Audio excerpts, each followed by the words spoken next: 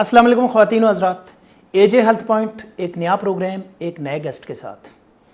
उम्मीद है आप सबका टाइम बहुत अच्छा गुजर रहा होगा। हम जानते हैं कि पेंडेमिक डे बाय डे बढ़ता जा रहा है। हमने बहुत डिस्कशन की है इससे पहले कोरोना के ऊपर, डिफरेंट टॉपिक्स के ऊपर। आज हम बॉडी के सबसे बड़े ऑर्गन की बात करेंगे। हम बात करेंगे स्किन की। और स्किन की जब हम बात करते हैं तो हम बचपन से सुनते आ रहे हैं कि जो आप खाते हैं, जो आप करते हैं, वो सबसे पहले आपकी स्किन पे नज़र आता है। हम बहुत सी डिजीज़ को लेके, बहुत से इश्यूज़ को लेके आम तौर पे कंसर्न्ड भी रहते हैं और हम चाहते हैं कि हमें एक्सपर्ट्स हेल्प आउट करें। तो आज हमारे स्टूडियो में मौजूद हैं none other than professor doctor Atif Kazmi. और प्रोफेसर डॉक्टर आतिफ़ काज़मी का ब्रीफ इंट्रोडक्शन ये है कि he was former chairman and head of department of dermatology in king Edward medical university. अस्सलाम वालेकुम डॉक्टर साहब। जी वालेकुम अस्सलाम। डॉक्टर साहब कैसे हैं आप? खैरियत से? Thank you very much. I know आपका टाइम बहुत प्रेशियस है, आपने टाइम निकाला, हमें टाइम दिया। मेरी audience before we go into the discussion of dermatology थोड़ा सा आपकी लेगेसी के बारे में जानना चाहेगी। हर कोई जानता ज़रूर है, आपके मुंह से सुनना चाहेंगे। सबसे बड़ी बात है कि आपका बहुत शुक्रिया कि आपने आज यहाँ मुझे दावत दी आने की आपके प्रोग्राम में। एंड आई फील ऑनर्ड कि मैं भी हिस्सा बना आपके इन प्रोग्राम का, जिसमें और भी बड़े मारूफ फिजिशियंस और क्लिनिशियंस आते रहे हैं।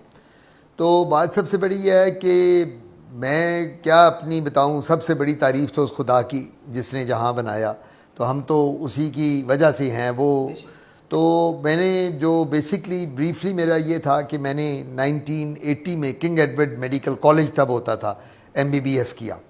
उस वक़्त मेरे वालिद वहाँ प्रोफेसर सैयद गुलाम शबीर साहब, बिग नेम, आइकॉन शायद सुना ही होगा नाम।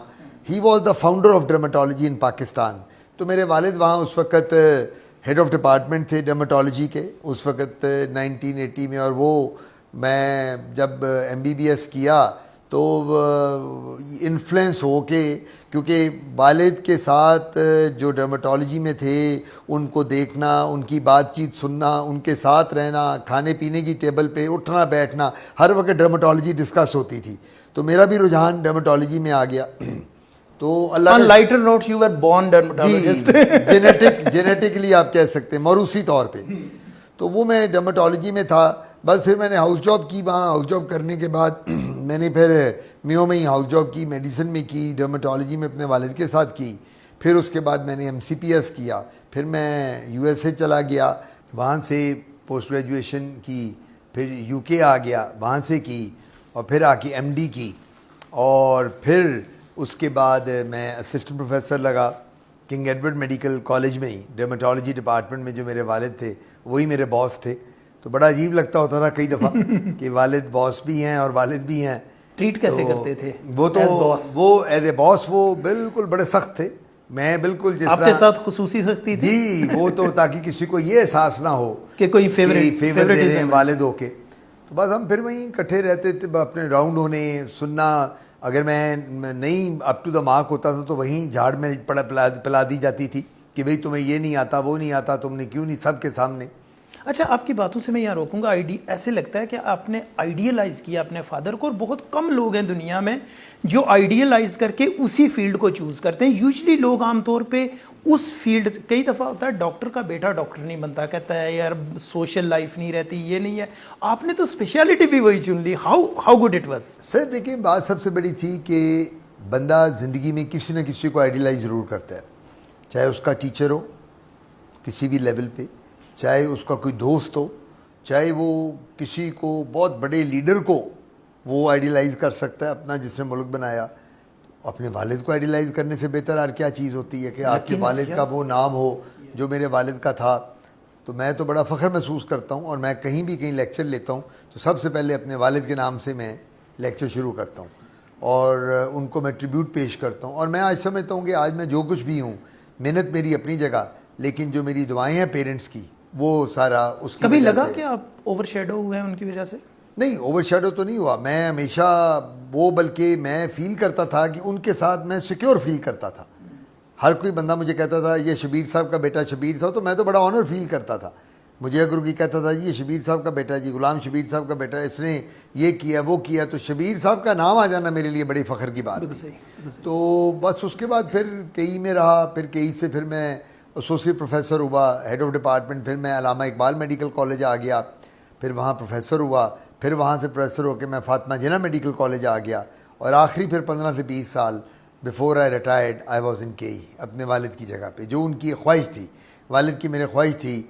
अब तो वो दुनिया में नहीं है, तो वो जब कहा करते थे कि मेरी ख्वाहिश है कि मेरा बेटा एक दिन मेरी सीट संभाले, तो अल्लाह का शुक्र है फिर मैं उस सीट पे था।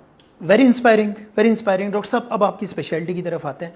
डॉक्टर साहब, आप बहुत अच्छी तरह जानते हैं कि हर बंदा लंबी उम्र चाहता है, बूढ़ा कोई नहीं होना चाहता, और बुढ़ापे की जो पहली निशानी होती है वो स्किन पे नज़र आती है, वो चेहरे पे नज़र आती है।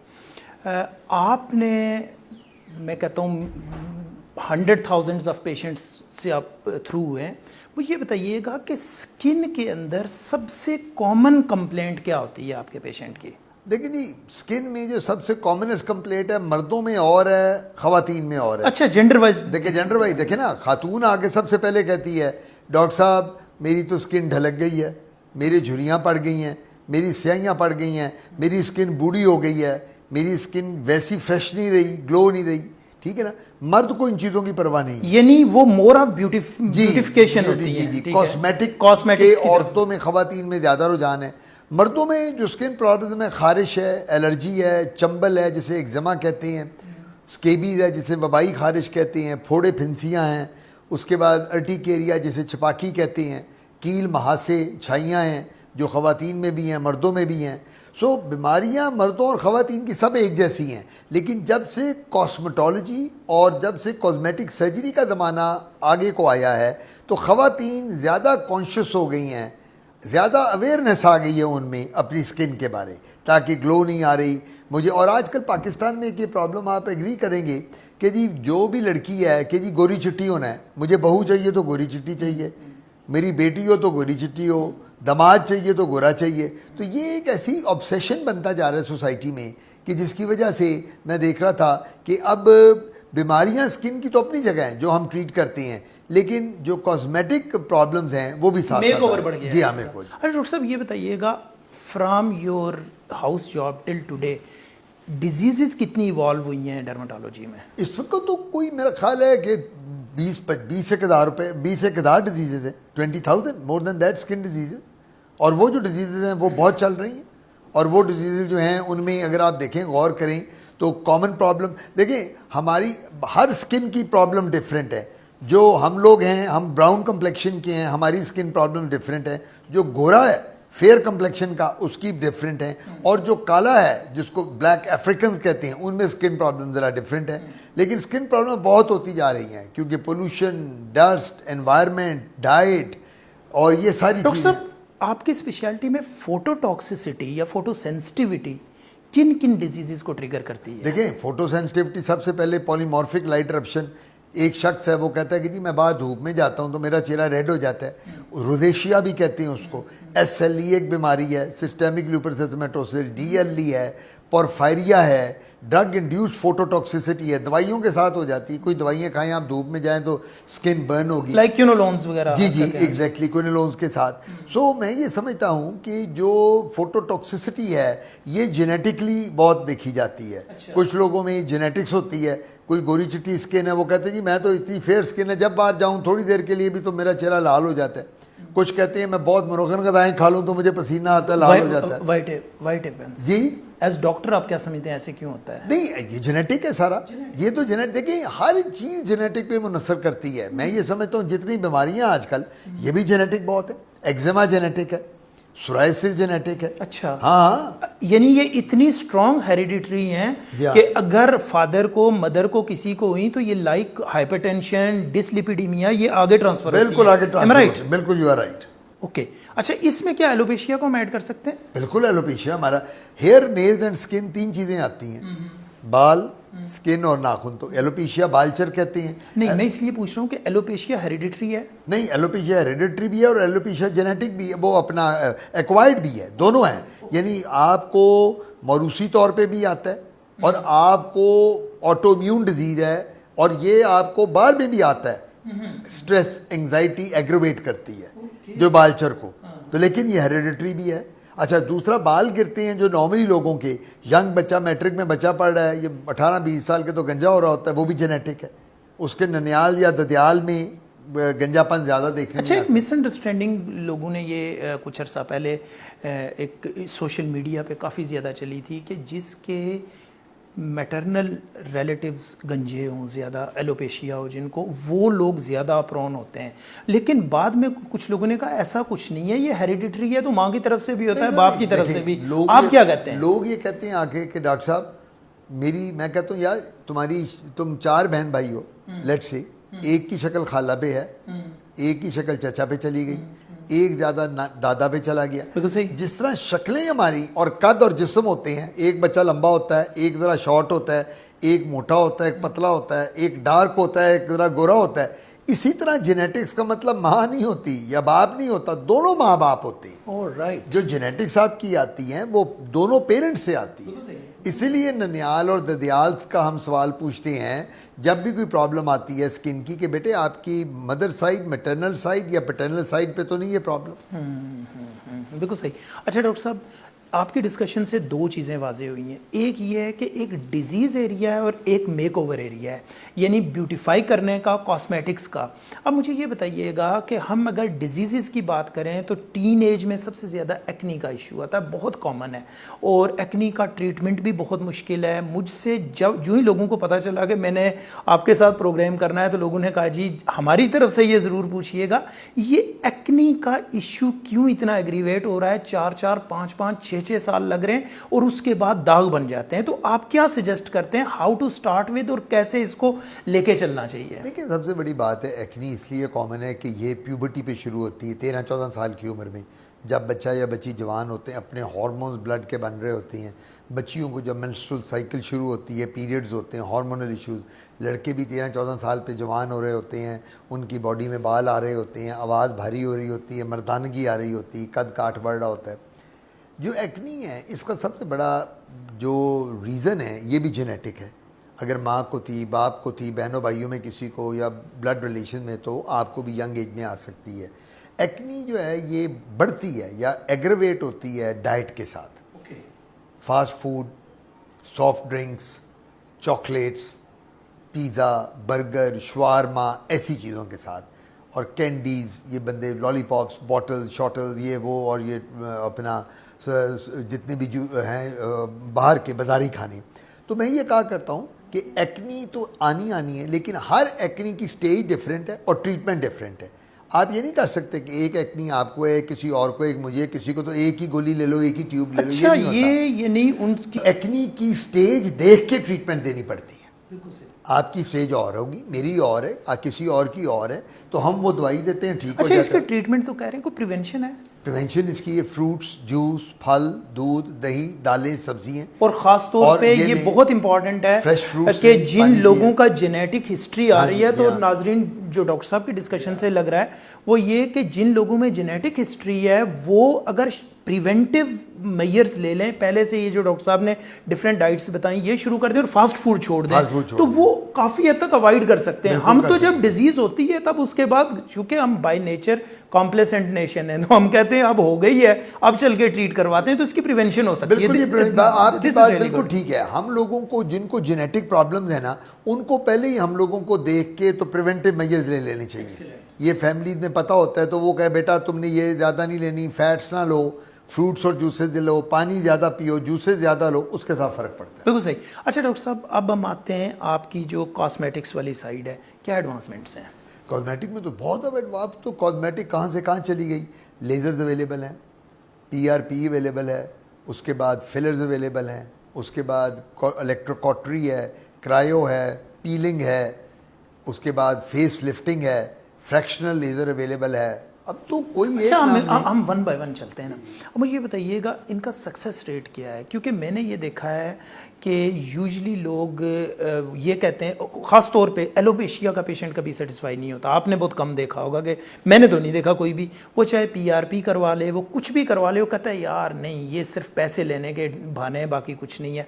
आप क्या समझते हैं कि इनका सक्सेस रेट कितना होता है, या हम हाइप बहुत ज़्यादा क्रिएट करते हैं कि सब कुछ सबके लिए सही है?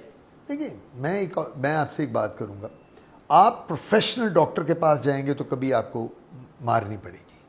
ये जो क्वैकरी अतायत है, इसने हमारे मुल्क का बेड़ा गर्क कर दिया। डॉक्टर साहब इतनी महंगे प्रोसीजर्स में भी अतायत है? अताई, चाइना की मशीनें ले लेके 2-2 लाख की मशीन है, तो जो मर्जी करी जो ब्यूटिशियन कर रही है। अब ये अतायत नहीं है कि एक ब्यूटिशियन जिसको स्किन की ABC नहीं आती, वो घर में ये लेज़र करी जा रही है और लेज़र रिमूवल कर रही है, बोटॉक्स कर रही है, फिलर लगा रही है। उसको तो पता नहीं कि स्किन की लेयर्स कितनी होती है, ट्रेनिंग भी नहीं हुई, हैंड्स ऑन उसका कुछ है ही नहीं एक्सपीरियंस। तो फिर आप मुझे बताएं ना, यही तो मसला है सबसे बड़ा।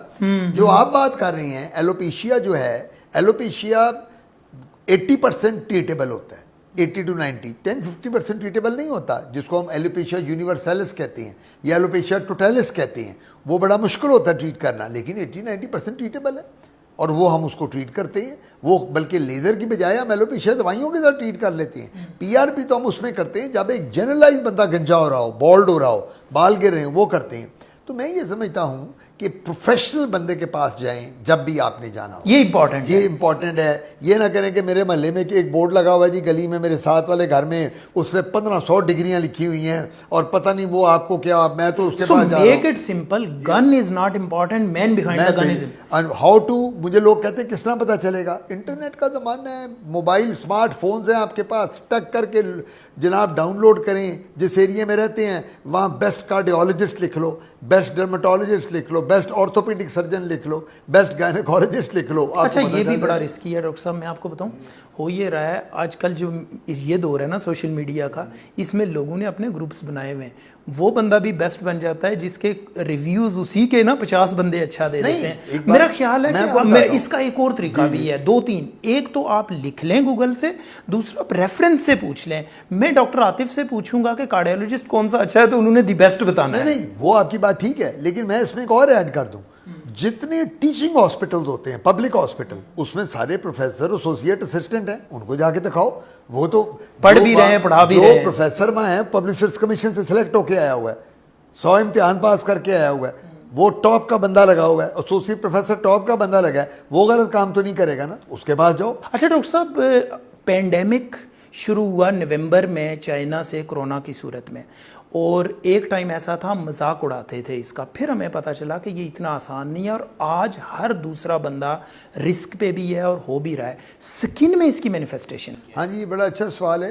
पहले तो स्किन को लिफ्ट ही कोई नहीं कराता था पेंडेमिक की इसकी वजह से। अब जब से अलामात शुरू हुई हैं, सबसे बड़ी बात है कि पाँव की और हाथों की उंगलियों में यहाँ नीले नीले ब्लड वाले क्लॉट्स बन जाते हैं। अच्छा, ये जो हमारी ब्लड एक्सट्रीमिटीज की बात okay. आप अगर देखेंगे तो इनमें हाथों और पाँव में फिर एलर्जी बननी शुरू हो जाती है, त्रप्पड़ पड़ जाते हैं। अगर आप देखें तो वो दाने दाने से में एलर्जी होती जो रूटीन में उस तरह की मिलती जुलती एलर्जी हो जाती है, फिर खारिश शुरू हो जाती है। लेकिन जो सबसे बड़ी अलामात हैं वो ये होती हैं कि हाथ और पाँव पर आपको पेनफुल इस तरह के अल्सर से बन जाते हैं, लाल से नीले से ब्लड फिल्ड होते हैं और वो तकलीफ दे होते हैं। How many patients you have gone through? नहीं, मैंने तो कोविड के जो हम लोगों ने देखे जो हैं, मैंने उनमें उन पेशेंट्स में नहीं देखा, लेकिन जो हमने एटलस में देखा, जो हम मरीजों का डेटा जमा कर रहे हैं, जिनमें डेटा में हमने, क्योंकि डर्मेटोलॉजिस्ट के पास कोविड का मरीज नहीं आता, डायरेक्टली नहीं आता।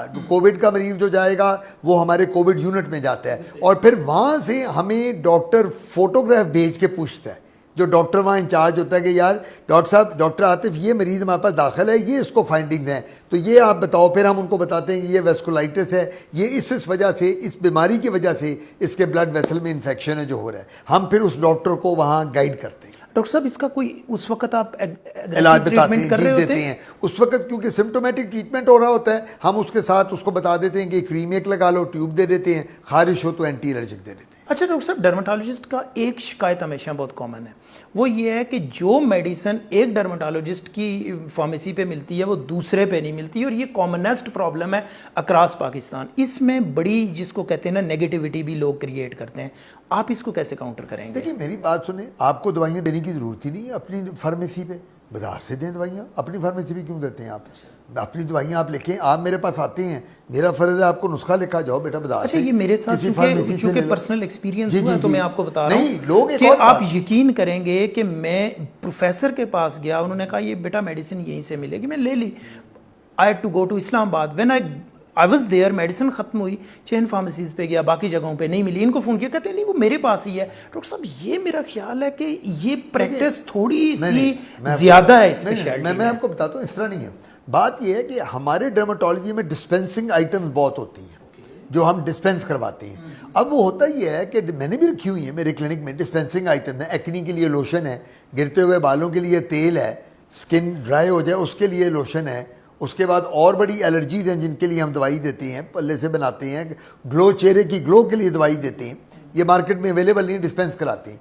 ये बात नहीं होती कि मार्केट में कोई चीज़ अवेलेबल नहीं है। आपकी स्पेशलिटी में फंगल इन्फेक्शंस का रोल कितना है? बहुत है, फंगल इन्फेक्शन बहुत है, fungus, eczema, psoriasis, scabies, pediculosis, urticaria, ये परमानेंटली क्योरेबल है या इनको मैनेज किया जाता है? फंगस 100% क्योरेबल है। ओके, कौन सी डिजीज है डॉक्टर साहब जिनको सिर्फ मैनेज किया जा सकता है? Psoriasis number 1। ओके, सोराइसिस को मैनेज किया जा सकता है। पेम्फिगस वल्गैरिस नंबर 2, पेम्फिगस की बीमारियों में आप उसको मैनेज कर सकते हैं। लोगों को आसान लफ्जों में अगर बताएंगे, पेम्फिगस एक बीमारी है जिसमें छाले बन जाते हैं पूरी बॉडी पे, और वो छाले चलते ही चले जाते हैं, दवाइयाँ देनी पड़ती हैं, एक खत्म हो दूसरा बन गया, बस दवाइयाँ दी, ठीक हो गया, फिर आ गया। सोराइसिस भी इस तरह चलती चली जाती है। इनको कहते हैं अंग्रेजी में मॉर्बिडिटी हाई होती है, इनमें मॉर्टेलिटी नहीं, यानी डेथ नहीं होती, अल्लाह ताला ने जितनी जिंदगी, लेकिन क्वालिटी ऑफ लाइफ नहीं अच्छी होती भाई, ये होती हैं। उसके बाद एक्जिमाज होते हैं, एटॉपिक एक्जिमा, वो भी सारी जिंदगी बड़ी बड़ी देर तक चलता रहता है, उनको मैनेज किया जाता है। इनको सबको मैनेज किया जा सकता है, जड़ से ख़त्म नहीं किया जा सकता। डॉक्टर साहब, एक डिजीज़ है हर्पी ज़ोस्टर, और ये न्यूरोलॉजिस्ट बहुत ज़्यादा देखते हैं। आपकी स्पेशलिटी में जब पेशेंट आता है तो आप कितना एक्टिवली ट्रीट करते हैं या रेफर करते हैं? नहीं, न्यूरोलॉजिस्ट का तो काम ही नहीं है हर्पीज ज़ोस्टर का, ये तो हमारा डर्मेटोलॉजिस्ट। अच्छा, वो पोस्ट हर्पेटिक न्यूरोलॉजिया में देखेगा? पोस्ट हर्पेटिक न्यूरोलॉजिया जो है उसको हम भेज देते हैं कि जाओ उसको दिखाओ। हर्पीज ज़ोस्टर तो स्किन डिजीज है। हर्पीज ज़ोस्टर है क्या? हर्पीज ज़ोस्टर जो चिकन पॉक्स का वायरस है, वो जो होता है वो हर्पीज ज़ोस्टर कॉज करता है। उसको पंजाबी में कलवत्तर कहते हैं इस बीमारी को। तो मरीज आता है, इधर एक आप यहाँ है, किसी के बाजू पे है, जिस्म पे है, तो वो स्किन वाले का काम है। हम उसको एंटीवायरल देते हैं, दवाइयाँ देते हैं, हफ्ते में ठीक हो जाता है। जिस शख्स के आंख पे, कान पे और चेहरे पे है, और जब वो ठीक होता है तो उसको पोस्ट हर्पेटिक न्यूरोलॉजिया हो जाता है, और पोस्ट हर्पेटिक न्यूरोलॉजिया की वजह से फिर हम न्यूरोफिजिशियन के पास भेज देते हैं। ऑलराइट।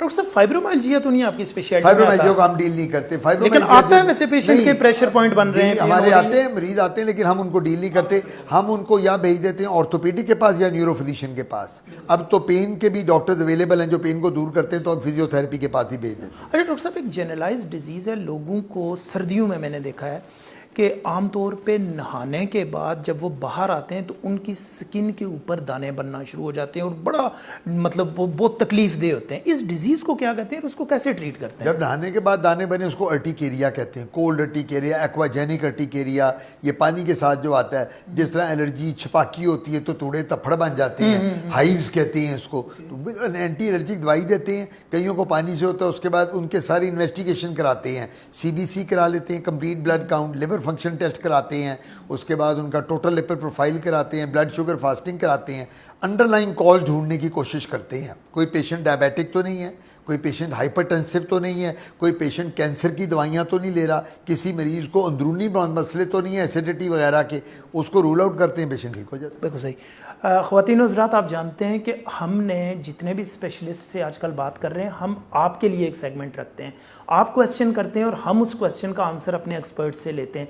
आज भी डॉक्टर साहब हमारे पास कुछ क्वेश्चंस हैं, वी आर ऑनर्ड ख़वातीन हज़रात के डॉक्टर साहब के साथ हम वो क्वेश्चन शेयर करेंगे। डॉक्टर साहब शुरू करें हम क्वेश्चन? थैंक यू डॉक्टर साहब, थैंक यू वेरी मच कि आज आप स्किन डिजीज़ के ऊपर बात कर रहे हैं, और मैं भी चाहूँगा कि मैं एक दो जो बड़े कॉमन इश्यूज़ हैं जो स्किन से रिलेटेड हैं मैं जानना चाहूँगा। फ़र्स्ट ऑफ़ ऑल मुझे ये बताइए कि यूजुअली देखा जाता है कि कुछ लोगों के चेहरे पे specially on the part of beard area कि जो मस्से या जो मोके जिसको बोलते हैं आम ज़बान में, वो निकल आते हैं। तो आप जानते हैं कि ये बहुत ही बदनुमा से नज़र आते हैं और वैसे भी फ्रंट फेस पे बिल्कुल होते हैं। इसकी रीज़न क्या है? दूसरा ये कि जो हमारी स्किन ड्राई हो जाती है, तो ड्राइनेस की वजह से स्किन के ऊपर इचिंग शुरू हो जाती है।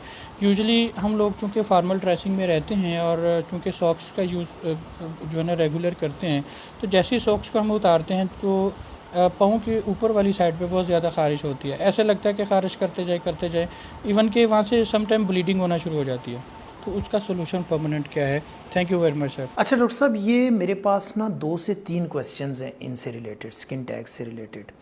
तो मेरा ख्याल है कि इन्हीं से हम आगाज़ करते हैं कि मोके और ये जो निकलते हैं, एक तो होते बहुत कॉमन है। अब लोगों का एक तो बड़ा सवाल होता है, ये क्यों होते हैं? पेशेंट को हो गए तो हो गए, अब बताइए इसको ट्रीट कैसे करना है? देखिए जी, 2 बातें, ये वायरल है। जिस तरह हर्पी ज़ॉस्टर की भी बात हम कर रहे थे, वो भी वायरस है, चिकन पॉक्स भी वायरस है, ये भी वायरस है। मर्द हज़रात में जब चेहरे पे मोके आते हैं तो सबसे बड़ी बात होती है कि जब वो बार्बर शॉप पे नाई के पास जाके शेव कराता है। मौलाना जो मौलवी हज़रात हैं जिनकी बारिश होती हैं, वो अपनी जाके ख़त बनवाते हैं। जब भी आप जाएंगे बाबर शॉप पर, चांसेस ये हैं कि आपको मौके वहाँ से मिलेंगे, क्योंकि जो नाई होता है, बाबर जो होता है, एक ही तौलिया इस्तेमाल कर रहा होता है 10 लोगों पे, वही हाथ वो सबके मुंह पे लगा रहा होता है, तो उसी सेफ्टी से कर रहा होता है। वायरस जो है ये जो वायरस होती है ट्रांसफ़र होती है, तो ये तो पहली बात है, वायरल हो गए। जो लोग घर में करते हैं उनको ये चाहिए कि अपना टॉवल शेयर ना करें बीवी बच्चों के साथ, अपने बहनों भाइयों के साथ, और सेफ्टी अलहदा रखें, ब्रश अलहदा रखें, और जो कोम वगैरह वो अलहदा रखें। तो ये तो रीज़न है इनके लगने की। यहाँ अब इसको करना क्या है?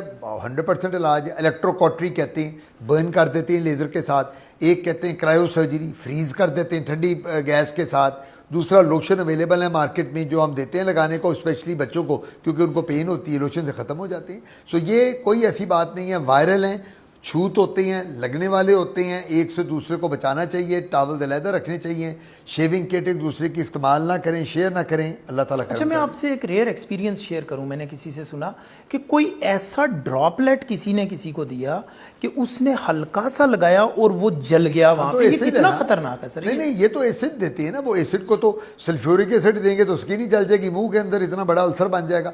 ये जो मार्केट में लोशन मिलते हैं, पोडोफाइलम रेजिन होता है, लैक्टिक एसिड है, सैलिसिलिक एसिड है, उससे हम देते हैं बच्चों को, ख़त्म हो जाता है, कुछ भी नहीं होता, वो तो टच करते। तो ये ट्रीटेबल है? ट्रीटेबल है, बिल्कुल। डॉक्टर साहब अगले क्वेश्चन पे चलते हैं। डॉक्टर साहब, मेरा नाम डॉक्टर शहजाद है। मुझे आपसे स्किन टैग्स के बारे में सवाल करना है। अक्सर जगहों पे स्किन टैग्स हो जाते हैं। आप देखिए, जैसे मेरी आँख के पास हुआ है, इसी तरह गर्दन पर भी है स्किन टैग्स। माय क्वेश्चन है, जब सेंसिटिव जगह पर हो, जैसे आँख के पास या गर्दन पे, तो इसको रिमूव करने का बेस्ट तरीका क्या है? पहली तो बात है, स्किन टैग क्या होता है? स्किन टैग जो होता है, शुगर के मरीज़ों में ज़्यादा देखा जाता है, या मोटापे में ज़्यादा देखा जाता है। वो लोग जो भारी जिस्म के हैं उनके टैग्स होते हैं, या जिनको शुगर हो, शुगर के मरीज, ये शुगर जरूर टेस्ट करानी चाहिए। Diabetes and obesity. दूसरी बात ये है, इसका ट्रीटमेंट भी वही है, इलेक्ट्रोकॉटरी है, पकड़ के कर दिया, क्रायो सर्जरी, फ्रीज कर दिया। जो जेनेटिक एरिया है, जो सेंसिटिव एरिया है, जो वो कहना चाह रहे थे, वहाँ हम लोकल एनेस्थीसिया देते हैं, लोकल देके इंजेक्शन। आई के पास भी ऐसे आई के पास भी ऐसे कर देते हैं, लोकल दिया और बर्न कर दिया। सो प्रोसीजर सारा वही है जो मोकोमाल है। जो सेंसिटिव एरियाज है वहाँ लोकल दे देते हैं, जो सेंसिटिव एरियाज नहीं है वहाँ वैसे कर देते हैं। बिल्कुल सही है। डॉक्टर साहब अगले क्वेश्चन पे चलते हैं। अस्सलाम वालेकुम, मेरा नाम नमीशा है और डॉक्टर साहब मेरा आपसे ये सवाल है कि मेरे नेल्स के अराउंड जो क्यूटिकल्स हैं वो बहुत डार्क रहते हैं, तो प्लीज़ मुझे बताएं कि मैं उनके लिए क्या कर सकती हूँ। नेल क्यूटिकल डार्क रहते हैं, ये उसकी 2-3 रीजन होती हैं। नंबर 1, क्या ये नेल पॉलिश बच्चियां बहुत यूज़ करती हैं, ख़वातीन नेल पॉलिश बार बार यूज़ करेंगे, उसके साथ भी आ जाता है, चेंज करती रहेंगी। दूसरी बात होती है मेडिसिन की इनटेक के साथ, माइनोसाइक्लिन ड्रग्स होती हैं, एंटीबायोटिक्स होती हैं जो नेल्स को ब्लैक डार्क कर देती हैं। एक जेनेटिक होता है, जीन्स में भी होता है। माँ के अगर नेल ज़रा डार्क हैं, खाला के, पुप्पो के, वालिद के, भाइयों के, तो आपके भी हो सकते हैं डार्क। तो ये बीमारियां हैं जो नेल डार्क को कॉज करती हैं। इम्प्रॉपर डाइट भी, अगर आपकी डाइट ही अच्छी नहीं है तो वो भी कॉज करती है। सो इसका ट्रीटमेंट अवेलेबल है, हम लोशन देते हैं लगाने को, वाइटामिन देते हैं, उससे नेल साफ हो जाते हैं। और नेल पॉलिश को अवॉइड करें और एक ही ब्रांड की नेल पॉलिश यूज़ करें। अच्छा, नेल पॉलिश से क्या कोई केमिकल रिएक्शन जी, होता है, मतलब कोई घटिया नेल किस्म का हो, अच्छा ना वो हो? जो नेल वार्निश होता है ना, हाँ, नेल हाँ, लैक्वर जी, कहते हैं, जी, जी। वो जब आप लगाएंगे तो वो तो केमिकल है ना, तो वो अगर आपने बहुत अच्छा क्वालिटी का नहीं लिया तो वो तो उसको पिगमेंटेशन स्किन को भी कर देगा, नेल को भी Absolutely कर right. देगा। अरे डॉक्टर साहब, इसी से मतलब बताइएगा, कुछ लोगों के अंदर ब्लैक डॉट्स नजर आना शुरू हो जाते हैं, उसकी क्या रीजन? ब्लैक डॉट जो होते हैं वो भी जेनेटिक होते हैं, नंबर 1, वो भी जीन्स में आ जाती हैं। फिर वो क्या कहते हैं, बीमारी है लाइकन प्लेनस, वो उसमें भी आ जाती हैं। फिर एक बीमारी है सोराइसिस, वो उसमें भी आ जाती हैं। दवाइयों के साथ आ सकते हैं, ड्रग्स के साथ आते हैं, और कुछ प्रोफेशन में आ जाते हैं। ये कॉबलर जो होता है, जो ये जूते बनाता है, उसमें आ जाते हैं। जो ये पठान रोड़ी कूटते हैं, उनमें आ जाते हैं। तो ये वो कॉजेज हैं। जितना यानी नेल पे स्ट्रेस पड़ेगा तो जितना उससे स्ट्रेस आएंगे। पड़ेगा बिल्कुल सही। डॉक्टर साहब, अगला क्वेश्चन देखते हैं। अस्सलाम वालेकुम, मैं नसीम बात कर रही हूँ लाहौर से। मेरा मसला ये है कि मेरे बाल बहुत ज़्यादा गिरते हैं, टोटके लगाती रहती हूँ देसी, तो वो रुक जाते हैं, वरना फिर गिरना शुरू हो जाते हैं। और दूसरा ये है, मेरी आइज़ पे रिंकल्स हैं बेशुमार। और मेरी एक दोस्त का मसला है, मैं उसकी फ़ोटो भी आपको सेंड करती हूँ। उसका पूरा फेस ऐसा लगता है जैसे बर्न हुआ हुआ है, लेकिन बहुत टोटके इस्तेमाल किए उसने भी तो आराम नहीं आया। डॉक्टर से भी 2-3 लाख लगा चुकी है, आराम नहीं आया। तो काइंडली आप मशवरा दीजिएगा उसके लिए। तो इन तीनों को अगर हम स्टेप वाइज बाल गिरने की सबसे बड़ी बात मैं बता दूं, नंबर 1 इम्प्रॉपर डाइट, ग़िज़ा सही नहीं होनी। ख़वातीन में हार्मोनल इश्यूज़, मेंस्ट्रुअल साइकिल के लिए गायनेकोलॉजिस्ट से बात करें।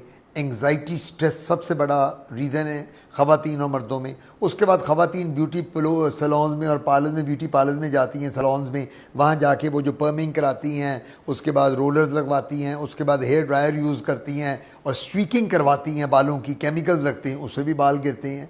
सो ये बाल गिरने के इम्प्रॉपर डाइट और स्ट्रेस सबसे बड़ा रीज़न है यहाँ आजकल। तो इसका रिवर्सल इन चीज़ों को छोड़ने से हो जाता है? इनको कम करें और हमारे पास आएँ, हम दवाई देते हैं, तेल मैं खुद भी बना के देता हूँ, बाहर में भी मिलता है, बड़ा अच्छा ऑयल एक हम बनाते हैं, डिस्पेंस करते हैं डर्मेटोलॉजिस्ट, सब बाल आ जाएंगे। औरतों में सब बाल आ जाते हैं, लेकिन हार्मोन ज़रूर अपने टेस्ट कराएं गायनेकोलॉजिस्ट के पास जाके। और दूसरा सवाल क्या था? दूसरा उनकी झुर्रियाँ जो हैं, झुर्रियाँ पड़ गई, झुर्रियाँ पड़ गई, ये भी उम्र के साथ होती हैं, कईयों की जल्दी, ये भी जेनेटिक होता है। अगर फैमिली में 40 साल पे झुर्रियाँ पड़ गई, 35 पे उनकी भी पड़ जाएंगी। अब बोटॉक्स आ गया है, फिलर्स आ गए हैं, लेज़र आ गया है, PRP आ गया है, फ्रैक्शन लेज़र आ गया है, सब खत्म हो जाएगी। बिल्कुल सही। और ये जो चेहरा आपने देखा इनकी फ्रेंड का चेहरा, वो क्या हुआ था इनकी फ्रेंड के, वो बर्न हुआ था। इन्होंने किसी से छैया शायद पड़ी थी, पीलिंग करवाई। वो इन्होंने जो पीलिंग करवाई है, वो पीलिंग ने बर्न कर दिया है, स्किन को पील ऑफ ही करके रख दिया है। तो ये बिल्कुल ठीक हो जाएंगी, घबराने की बात नहीं, सुपरफिशियल है। हम मॉइस्चराइजिंग क्रीम देते हैं लगाने को, इसके साथ हमारे पास डिफरेंट क्रीम्स होती हैं जो दी जाती हैं, इंजेक्शन भी देते हैं, सन एक्सपोजर से मिनिमाइज करते हैं, सन ब्लॉक देते हैं, स्किन साफ। लेकिन डॉक्टर साहब, एक चीज़ ज़रूर ऐड करें, लोग ये समझते हैं कि आप देंगे तो अगले हफ्ते ठीक हो जाएंगे। स्किन में मैंने देखा है it takes months and years. लोगों को ये समझना पड़ेगा कि पेशेंस इज रिक्वायर्ड। देखिए सर, बात सबसे बड़ी ये है, मैं ये समझता हूँ बीमारी आती तो इमीडिएटली है, लेकिन जाते हुए उसको टाइम लगता है। आप मुझे बताएं, ब्लड प्रेशर किसी को हो जाए, कभी ठीक हुआ है? आप सिर्फ उसको मैनेज ही कर सकते हैं। शुगर हो जाए, कभी ठीक हुई है? अजमा नहीं ठीक हुआ। हार्ट प्रॉब्लम हो जाए, ठीक हुआ है? एस्थमा हो जाए, ठीक हुआ है? मेरा मतलब ये बीमारियां, इसी तरह स्किन में प्रॉब्लम्स हैं कि जो बड़ी क्रॉनिक हैं। स्किन की बीमारियां जो होती हैं जल्दी नहीं जाती। अब मरीज अगर आके कहे जी कि जादू करो, तो वो सिर्फ एक कर सकता है और अल्लाह की जात है, वो जादू उसके पास। सो इम्पोर्टेंट ये है, ट्रीटमेंट सब है, but you need to be patient. Patient होना पड़ता है, और वो आप you need to be patient as patient. Doctor साहब, अगला क्वेश्चन लेते हैं।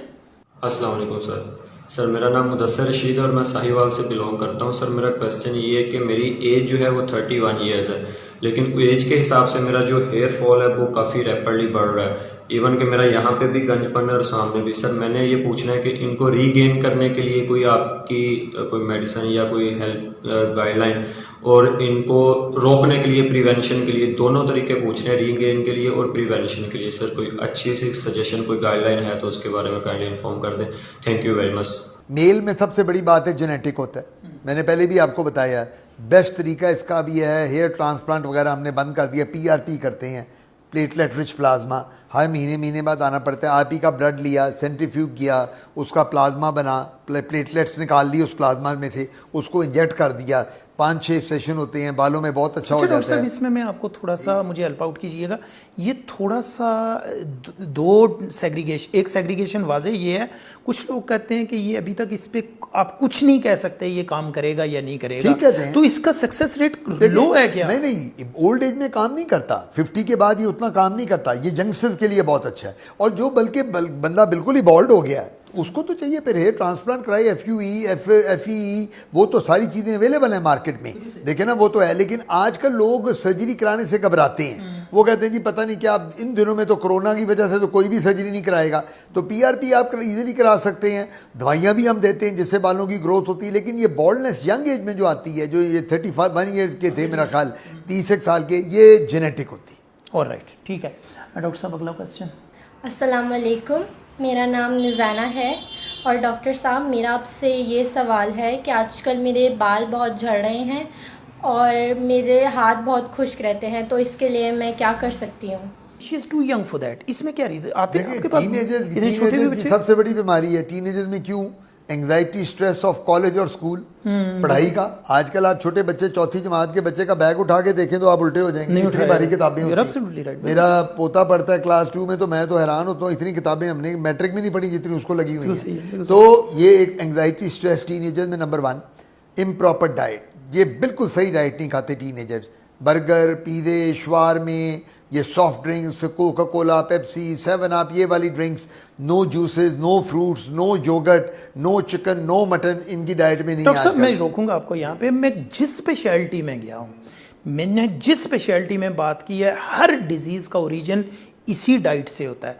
डॉक्टर साहब, हमारे हर गली मोहल्ले में ये खुला हुआ है। आपने कभी ये नहीं सोचा कि एज डॉक्टर्स को कानून ही पास करवा दें कि इसको तो बंद करवाओ? ये क्या बहुत, आप मुझे बताएं, मैं किसी अगर बात करता हूँ डायबिटोलॉजिस्ट के पास, एग्जैक्टली यही बात करता है। मैं किसी बात करता हूँ यूरोलॉजिस्ट से, एग्जैक्टली यही बात होती है। मेडिकल स्पेशलिस्ट यही कर, यानी कोई मुझे आज तक ऐसा डिजीज़ वाला डॉक्टर नहीं मिला जिसने ये कहा हो कि नहीं इनसे फ़र्क नहीं पड़ता, ये डिफरेंट है। डॉक्टर साहब, फिर ये हमारी 90% जो इस वक्त अवेलेबिलिटी है फूड की, वो यही फास्ट फूड है, तो कहाँ ख़राबी है? आप क्या समझते हैं? खराबी जो है, आपकी लेजिस्लेशन कोई नहीं है, आपके रूल रेगुलेशन कोई नहीं है इस मुल्क में। आप एक्सपेक्ट या फिर ये कार्टेल भी स्ट्रांग है क्योंकि MNCs हैं। ये एक माफिया है सर, बड़ा बड़ा। आप इसको किस तरह हिट कर सकते हैं? आपके टॉप ब्रास नहीं इसको कर सकती, तो हम लोग क्या कर सकते हैं? ये सारी उम्र रहेगा। माँ बाप जो हैं, they have to educate their children. लेकिन डॉक्टर साहब, मैं आपको एक बात बताऊं, आपको पता है कि सिगरेट का माफिया भी बहुत बड़ा है। जी हाँ, अभी भी है। जी हाँ। मेरे एक बहुत अच्छे जानने वाले, उन्होंने वो इसके पीछे पड़े, आगा खान में थे, वो प्रोफेसर थे, इसके पीछे पड़े और फाइनली लेजिस्लेशन ये करवा दी कि सिगरेट बिकेगा 35% हिस्से के ऊपर। वो आपने देखा होगा जो माउथ कैंसर होता है उसकी तस्वीर के साथ। डॉक्टर साहब, इसका मतलब है कि कुछ कहीं ना कहीं तो करना पड़ेगा हमें। अगर आप मुझे बताएं कि इसको हम फास्ट फूड के साथ कैंसर लगा दें, कोई भी नहीं खाएगा। बात देखिए ना, आपने सिगरेट की जो मिसाल दी है, वो मिसाल खाने के साथ बनती नहीं है। सिगरेट तो कैंसर करता है, लेकिन डॉक्टर साहब ये ज्यादा डेंजरस है ना, ये तो ऐसी तैसी फेर देता है। सिर्फ डेंजरस हमारी पब्लिक समझती है कैंसर को। मैं आज आपको, आपका तो ऑब्वियसली, मैं तो 40 साल बूढ़ा हो गया उसी काम में, 40 ईयर्स का मेरे मरीज है, मेरे पास आता है, वो एक ही बात पूछता है, डॉक्टर साहब मेरे तिल है, एक बात बता दें, कैंसर तो नहीं बनेगा इसका? वो कहता है मुझे किसी चीज़ की परवाह नहीं, मेरा तिल इतना बड़ा हो जाए, फोड़ा बन जाए, ट्यूमर बन जाए, कैंसर तो नहीं बनेगा यहाँ। मरीज को कैंसर का जो लफ्ज़ है ना, वो मार देता है। और ये जो सिगरेट है, जब आप सिगरेट पे 35% के ऊपर बात लिख देते हैं कि ये कैंसर के चांसेस हैं, तो वो तभी सिगरेट पीना। अब आप जब फास्ट फूड पे और उस पर कहोगे तेरे कील निकल आएंगे बेटा, तेरे दाने निकल आएंगे, तू वीक हो जाएगा, वो कहेंगे यार ये फास्ट फूड के साथ मैं वीक ही होऊंगा, मुझे कोई मेजर बीमारी तो नहीं लगेगी। Actually it's poison. मुझे तो लग रहा है, मैंने तो हर जगह कहता हूँ, नहीं मैं उसमें ये कहता हूँ कि आप फास्ट फूड खाएं, बंद ना करें। बच्चे हफ्ते में एक दफा चले जाए, बंदा जाता है, फ्रीक्वेंसी कम कर दें। डेली जाके फास्ट फूड खाना, घर का खाना ना खाना, ये बड़ा डे इन डे आउट। और खास तौर पे आपने देखा होगा ये जो बड़े जो जितने स्कूल्स हैं, डॉक्टर साहब, सब ड्रिंक्स ये वाली, और सब ये फास्ट फूड बेचते हैं। अब आप मुझे बताएं, आपने बीमारी वहां पे उस बच्चे को दे रहे हैं जिसको ऊपर ऑलरेडी आपने स्ट्रेस किया, फिर यही होगा, बाल भी गिरेंगे, उसके बाकी डिजीजेस। मैंने आपको बताया ना, डाइट से रिलेटेड है, स्ट्रेस, एंग्जाइटी, ये बाल उससे हैं, फ्रूट प्रॉपर इम्प्रॉपर डाइट से है, इसको ठीक करें तो ठीक हो जाएंगे बात। अच्छा डॉक्टर साहब, last question is coming up. अस्सलाम वालेकुम, आरजू बात कर रही हूँ लाहौर से। डॉक्टर साहब, मेरे फेस पे ये निशान है जो कि राउंड शेप में नहीं है, ये आप देख रहे हैं, ये लॉन्ग साइड पर है, दोनों साइड पे है। तो प्लीज़ ज़रा मुझे इसका सोल्यूशन बता दें, ये मेरे चीक्स पे है, इसका क्या सोल्यूशन हो सकता है? Thank you. चीक्स पे यहाँ पे ऐसे जो है ना निशान पड़े हुए हैं, तो इनको रेक्टेंगुलर हैं, राउंड शेप में नहीं है। ये जिस तरह छाई होती है ना, छाई तो यूँ आती है बटरफ्लाई एरिया में, हाँ, बिल्कुल। औरतों में ये यूँ आ रही है, तो ये पिगमेंटेशन है, ये हाइपर पिगमेंटेशन, ये भी रिलेटेड है नंबर 1 हार्मोन्स, इनको गायनी को दिखाना चाहिए, इम्प्रॉपर डाइट, सन एक्सपोजर, और सबसे बड़ी बात है कि कॉस्मेटिक्स का जो ये यूज़ कर रही हैं, एक ही ब्रांड ऑफ कॉस्मेटिक्स यूज़ करें। ये ना करें कि आज मेरी खाला मेरे लिए अमेरिका से ये ले आई है, मेरा मामू इंग्लैंड से लाया है, मेरी चाची वहाँ से लाई है। Don't do that. एक ब्रांड यूज़ करें और बहुत ज़्यादा मेकअप ना करें, कॉस्मेटिक सिर्फ करें जब कोई ज़रूरत हो, अननेसेसरी ना करें। मुंह को बार बार धोएं दिन में अच्छी तरह, ठीक हो जाएगा। एक्सलेंट। ख़वातीन व हज़रात, ये जो स्क्रीन पे नंबर आ रहा है, इस नंबर पे आप जब भी कॉल करें, आप रिकॉर्ड करवाएं अपना मैसेज। जो भी स्पेशलिटी के डॉक्टर होंगे जिसकी आप डिजीज़ की बात करेंगे, हम उनसे ज़रूर पूछेंगे। डॉक्टर साहब, इसके साथ हम सेगमेंट के एंड पे पहुँचे हैं, तो मुझे और मेरे नाजरीन को आप क्या मैसेज देना चाहेंगे? मेरा मैसेज एक ही होगा, अगर आपने अपने आप को हेल्दी रखना है, नंबर 1 सबसे पहले डाइट का ख्याल करें, प्रॉपर डाइट लें, फ्रूट्स, जूसेस, फल, दूध, दही, दालें, सब्जियां, वेरी इंपॉर्टेंट। आपकी हर डाइट में ये होना चाहिए और कोशिश ये करें। और सबसे बड़ा जो इम्पोर्टेंट मैसेज है, 5 वक्त की नमाज़ पढ़ें, कुरान पढ़ें, तफसीर के साथ पढ़ें। आई टेल यू कि जो नमाज और कुरान है, जब हम तर्जमे के साथ पढ़ते हैं तो हमारी सब बीमारियां ख़त्म हो जाएंगी, क्योंकि हम जब वो देखते हैं कि अल्लाह ताला ने कलाम पाक में हमें सफाई का कितना दिया है, हमें अल्लाह ताला ने डाइट के बारे बताया है। ये जो खजूर नबी पाक खाते थे, इस खजूर के फ़वाइद देखें कितने हैं। खाली रमज़ान में ना खाएं, खजूर वैसे भी साथ साथ खाएं। और उसके बाद जब आप उन इस्लामी तालीमात पे अमल करेंगे, आप फ्रेश रहेंगे। टेंशनें, मुझे लोग पूछते हैं आके, डॉक्टर आतिफ टेंशन किस तरह ख़त्म करनी है? मैं कहता हूँ दवाइयों से नहीं करनी, उसके साथ दोस्ती कर लो। वो जो ज़ात है ऊपर, उसके साथ दोस्ती हो जाएगी, टेंशन ख़त्म हो जाएगी। मुझे टेंशन होती है, मैं उम्रे पे चला जाता हूँ, मैं जाके ज़ियारतें कर आता हूँ, अल्लाह का शुक्र है, अल्लाह को मिलाता हूँ, जाके अल्लाह को सलाम कर आता हूँ, टेंशन का। सो कहने का मतलब ये है कि आपका ईमान पक्का होगा तो दुनिया की ताकत आपको कोई बीमारी नहीं लगा सकती। सबसे बड़ी बात यह है। इंशाल्लाह मुझे उम्मीद है कि आप इन पर अमल करेंगे, अल्लाह ताला आपको ज़िंदगी सेहत देगा, और ज़िंदगी सेहत देगा तो आप भी खुश हैं, आपके पेरेंट्स भी खुश हैं और फैमिली भी खुश है। डॉक्टर साहब, thank you very much for being with us. It was really pleasure और बहुत डिटेल्ड डिस्कशन हुई है। नाजरीन, आज के प्रोग्राम में जो एंड रिज़ल्ट है, जो टेक होम मैसेज है, वो ये है कि हमने 2 लेवल्स पे काम करना है, खुशी और सफाई।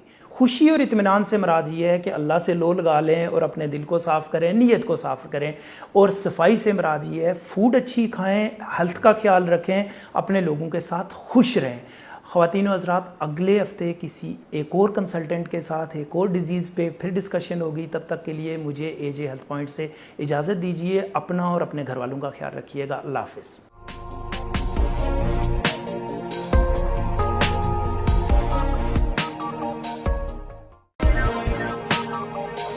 मैं हूं ताहिर महमूद और आपके लिए लेकर आ रहा हूं प्रोग्राम एजे हेल्थ पॉइंट। इसमें हम बात करेंगे पाकिस्तान में हेल्थ केयर सेक्टर की इम्प्रूवमेंट की। हम आपकी बात करवाएंगे हेल्थ सेक्टर के की स्टेक होल्डर से, patients, doctors, pharmacies, pharmaceutical companies, drug regulators and government officials. तो देखते रहिए AJ health point.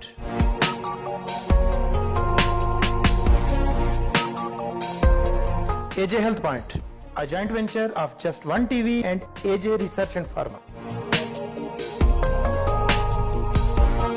Your gateway to good health.